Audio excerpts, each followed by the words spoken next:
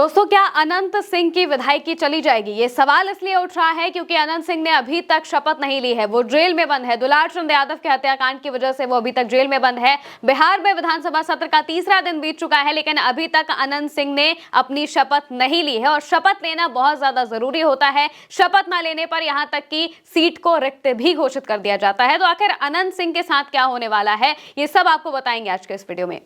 दोस्तों, दरअसल बिहार में 243 में से 241 विधायकों ने शपथ ले ली है। दोस्तों, बिहार में विधानसभा चुनाव के वक्त हमने देखा था किस तरह से अनंत सिंह के क्षेत्र मोकामा में दुलार चंद यादव की हत्या हो जाती है और इसका पूरा का पूरा जो इल्जाम है वो अनंत सिंह पर आता है। उन्हीं पर आरोप लगते हैं कि उनके ही जो लोग हैं उन्होंने ही दुलार चंद यादव की हत्या की है और उसके बाद ये मामला बहुत बड़ा बन जाता है। उन्हें पुलिस को गिरफ्तार करना पड़ता है। वो गिरफ्तार होते हैं और जब जमानत याचिका डालते हैं तो वो उनकी खारिज हो जाती है। और अब फिर से अनंत सिंह के जो वकील हैं उन्होंने कोर्ट में जमानत याचिका दायर की हुई है और उनका यही कहना है कि 1 से 5 दिसंबर तक हमें जो विधानसभा में शपथ लेना बहुत ज्यादा जरूरी है, इसलिए इस पर ध्यान दिया जाए। लेकिन अभी तक कोर्ट की तरफ से कुछ नहीं कहा गया है।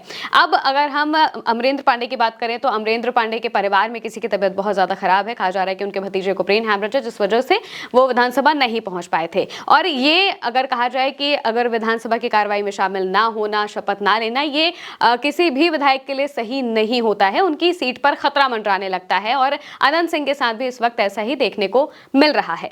हालांकि ये पहली बार नहीं है जब अनंत सिंह ने जेल से चुनाव लड़ा हो। इससे पहले 2015 में भी अनंत सिंह ने जेल से चुनाव लड़ा था, वो जीते थे और 5 महीने बाद आकर उन्होंने अपनी जो शपथ है वो ली थी। जेल की गाड़ी में ही आए थे वो और उन्होंने अपनी शपथ ली थी विधानसभा के अंदर बिहार में।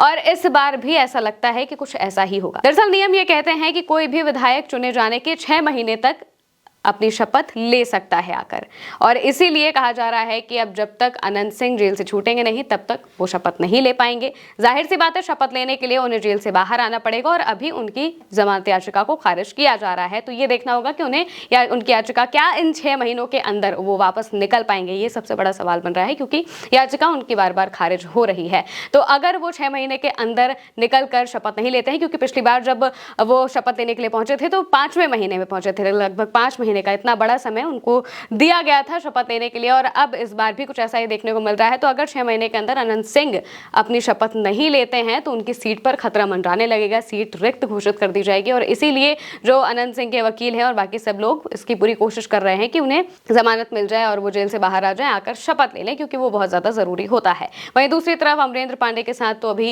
इस बात की दिक्कत है कि उनके परिवार में किसी की तबियत खराब है, तो वो तो किसी भी वक्त आकर शपथ ले सकते हैं। लेकिन अनंत सिंह की सीट पर इस वक्त सबसे ज्यादा खतरा मंडराया हुआ है। कहा जा रहा है कि अगर वो शपथ नहीं लेंगे तो उनकी विधायकी जा सकती है। अब ये देखना होगा कि दुलार चंद यादव हत्याकांड में आगे की जो जांच है वो कहां तक जाती है। अनंत सिंह को लेकर क्या कुछ फैसला कोर्ट सुनाता है, उनकी जमानत याचिका को वो खारिज करेगा या फिर एक्सेप्ट करेगा, ये सबसे बड़ा सवाल है। और इसी सवाल पर अनंत सिंह की विधायकी भी टिकी हुई है। फिलहाल के लिए मेरे साथ इस खबर में इतना ही। आप देखते रहिए उल्टा चश्मा यूसी।